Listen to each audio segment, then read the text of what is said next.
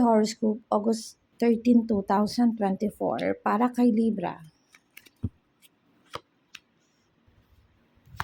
Sabi dito, Libra, kung may inaasahan kang pera or something like para sa kabuhayan mo or pagkakasundo regarding sa pag-asenso, sabi dito magigain ka daw, no? So kung binabalak mo ngayon maghanap ng trabaho or magbukas ng business or kung may business ngayon, sinasabi magiging maganda daw yung flow ngayon, no? Nakikita ko dito na nawawalan ka naman ng guidance ng universe, no? Kailangan sikapin mo muna yung mga tao sa pakiligid mo na huwag ka munang masyadong magtiwala, Libra, no?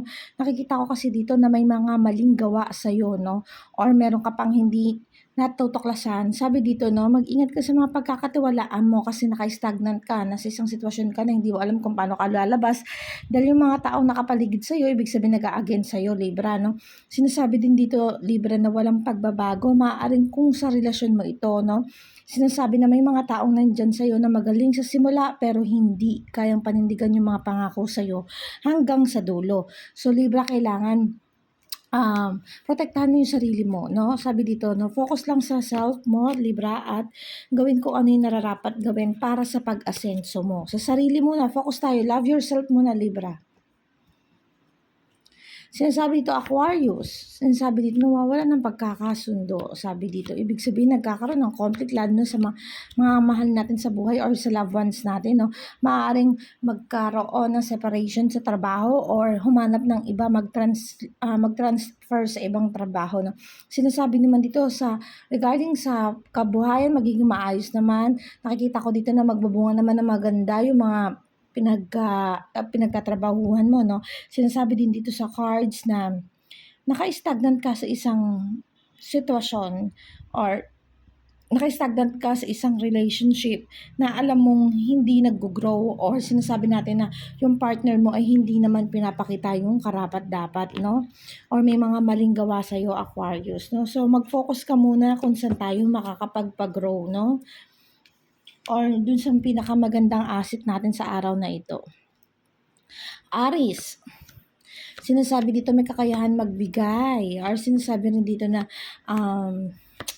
magiging gifter tayo ngayon today, no? Although may mga tao nandyan para saktan ka, pero sabi dito, no, may mga binibitawan ka naman, may mga missed opportunity ka, pero hindi ito magiging dahilan para maging negative na yung buong araw mo. Sabi dito, ilalaban mo daw kung ano yung nararapat. At nakikita ko naman dito na blessed ka today dahil magkakayang ka magbigay regarding sa financial, magiging maayos yung daloy nito. Kung gusto mo maghanap ng trabaho, go mo lang to. Basta regarding sa financial, maayos. Ayun lang talaga.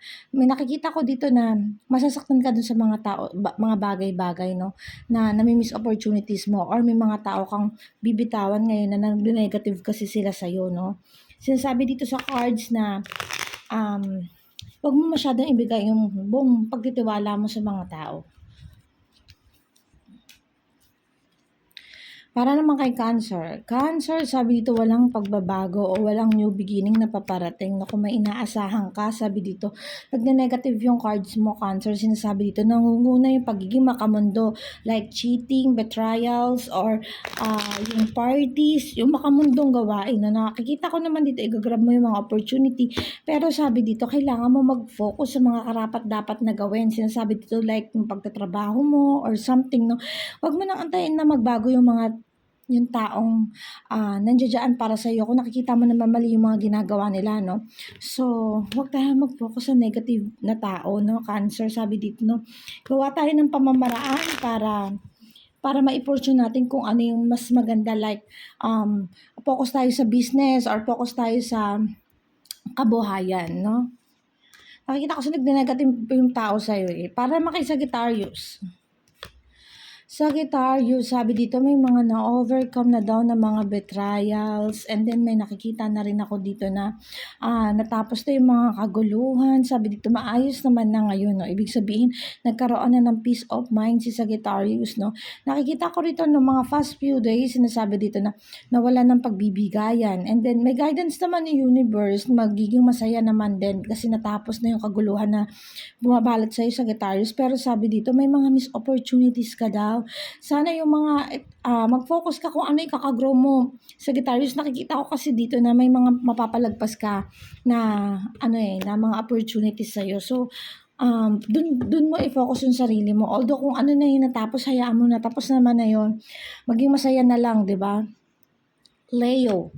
Para kay Leo, sabi dito wala daw new beginning, Leo. Kung inaasahan mo o inaantay mo pang magbago yung mga taong nandyan para sa'yo or yung loved ones mo na sakit ng ulo lang naman yung ibinibigay sa'yo, no? Sabi dito matuto tayong isipin kung ano yung mga dapat natin gawin. I-grab natin mga opportunity paparating sa atin, no?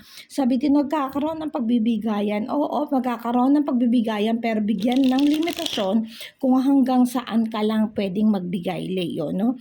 Nakikita ko dito may romantic proposal or something like na maggi-gain ka. Kung nyari, nag-apply ka ng trabaho, makukuha mo to ngayon. Ibig sabihin, kung may inaantay kang pera, maggi-gain mo ito, no? Sinasabi rin dito na may paparating sa'yo, Leo. Kung nasa isang sitwasyon ka man na hindi maganda, like partner mo is hindi pinapakita yung pagmamahal sa'yo, huwag ka mag-alalang bumitaw or wag mong isipin na hanggang dyan ka na lang dahil may paparating at paparating para sa'yo, Leo. Gemini. Gemini, sinasabi dito nag-separation or something like na may bibitawan ka. Pero sinasabi dito, nagne-negative ang financial mo, Gemini, no? Nakikita ko dito na may ongoing battle ka kasi sa mga desisyon na ginagawa mo. Although nakikita ko naman dito na gumagawa ka pa rin ng paraan para maiayos yung mga pagkakamali na meron ka. But still, sinasabi dito sa cards na kailangan maghinay-hinay ka sa mga pagdedesisyon mo, lalo na regarding sa love life. No, nakikita ko rin dito na magiging masaya ka naman sa outcome ng pakikipaglaban mo. Pero you need to choose kung ano talaga at sino talaga yung dapat mong ipaglaban, no? Sabi dito, the death card na nakabaliktad, wala daw pagbabago, no? So kung ano yung sitwasyon mo ngayon, nag-i-stagnant kasi hindi mo nagagawaan ng tamang solusyon yung mga problema or nakakapili ka pa rin ng maling desisyon sa buhay, Gemini.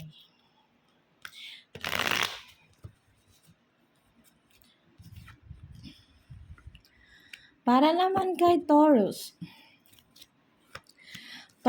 sinasabi dito na nagkakaroon ng kagipitan regarding sa financial, no? So, kailangan iwas-iwasan natin masyadong magastos at sabi dito Taurus na mag-focus tayo sa mga dapat lang natin bilihin o dapat gastusin, no?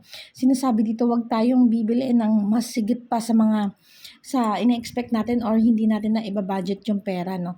Sinasabi rito na nagne-negative daw yung nagne-negative naman sa iyo, nagkakaroon ka ng injustice. So, mag-ingat ka sa mga taong nakapaligid sa iyo, maghinay-hinay ka sa mga bibitawang mong salita.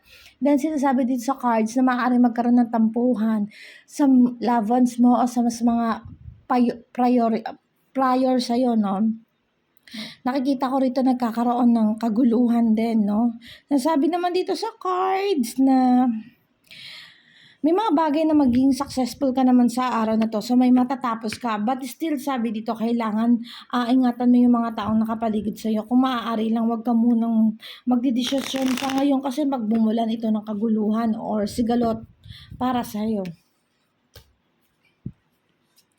Para naman kay Pisces. Pisces, sabi dito nawawala ng pagiging balanse. Although nakita ko dito marami ka na natuklasan na maling gawa ng partner mo, sinasabi rin dito na pilipilit mo maging saya. Ang purpose mo talaga ay maging masaya, no? Kaya ginagawa mo, nakafocus ka lang sa isang bagay, no? Pero dahil nakafocus ka lang sa isang bagay, nawawalan ka ng tamang pagbabalanse, Pisces. Sinasabi dito, i-grab mo daw yung mga opportunity, pero dapat you need to be sure na yung taong pinagpapakosan mo o yung person na mahalaga sa'yo at ibinibigay mo yung buong-buo sa'yo, karapat dapat, no? Nakikita ko kasi dito na negative po siya, no? So, ibig sabihin, Pisces, na kailangan tingnan natin yung bright side, kung ano yung meron sa atin ngayon at kalkulahin natin kung ano yung mga tao, kung tama pa ba sila sa atin o hindi, Pisces, no? Emotional si Pisces, nakita ko dito medyo mabigat yung aura ng cards. Capricorn. Sabi dito kung may inaasahan kang gain sa financial or something, magiging maayos naman daw yung dalaw nito, no? Sinasabi dito na maganda naman ang flow ng card mo, although may mga taong hindi ka napapahalagaan sa mga ginagawa mo. Sinasabi dito nakafocus ka naman daw regarding sa financial. Kaya yung mga taong nagne-negative sa'yo, nakatingin na lang, no? Sinasabi dito kung binabalak mong mag-travel or gumo sa mga bagay-bagay para ma-relax ang iyong isip, no? I-go mo daw ito, no? Sinasabi rin dito sa cards na magiging masaya ang iyong araw today, no? Magandang cards mo ngayon, although nakikita ko nagne-negative yung iba pero hindi mo naman ito binibigyan ng pansin. Para naman kay Virgo. Virgo, sinasabi dito sa cards na okay. Sinasabi dito may matatapos daw na kaguluhan regarding sa relationship, no? May mga bagay na matutuklasan pero sinasabi dito sa cards, gagawa naman ng aksyon yung taong minamahal mo para hindi ka tuluyang masaktan, no? Sinasabi dito nawawala ng pagbabalanse pero sinasabi dito pinipilit naman or ginagawa naman ng ikakaayos regarding sa relationship, no? Sabi dito gumawa lang daw ng mga bagay-bagay na ikauunlad mo at hindi ka daw mabibigo, Virgo, no? Maganda ang daloy ng cards mo, although nakita ko dito na may mga pinagdaanan ka, Virgo, pero sabi dito ma-overcome mo naman daw yung mga yon, no? Magiging okay din naman ang takbo nito, no?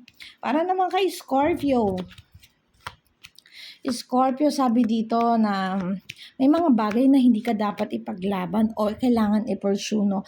Regarding sa finances, nag-negative ang finances mo, Scorpio, sinasabi dito na nawawalan ng kakayahan regarding sa pagbili ng bili-bili ng mga bagay o pagtulong, no? Sabi dito, instead na maging malungkot dahil sa kawalan, i-focus mo sa mga bagay, i-focus mo yung sarili mo sa mga bagay na na-lose or nawala na sa'yo para maging motivation mo ito sa panibagong bukas mo, no? Sinasabi dito, maging masaya lang kahit maraming binitawan o pinakawalan or pinanghinayangan, Scorpio. Sinasabi dito, no? Laban lang daw, wag kang mapagod. Nakikita ko kasi dito parang pasukukan na regarding sa mga bagay-bagay or nakikita mong hindi gumagawa o umaayos yung takbo or flow ng career mo or love life mo, pero sinabi dito Scorpio na wag mawalan ng pag-asa, maging masaya pa rin sa kabilang pagiging negative, no? Ito po ang aking daily horoscope. Salamat po sa mga sumusubaybay.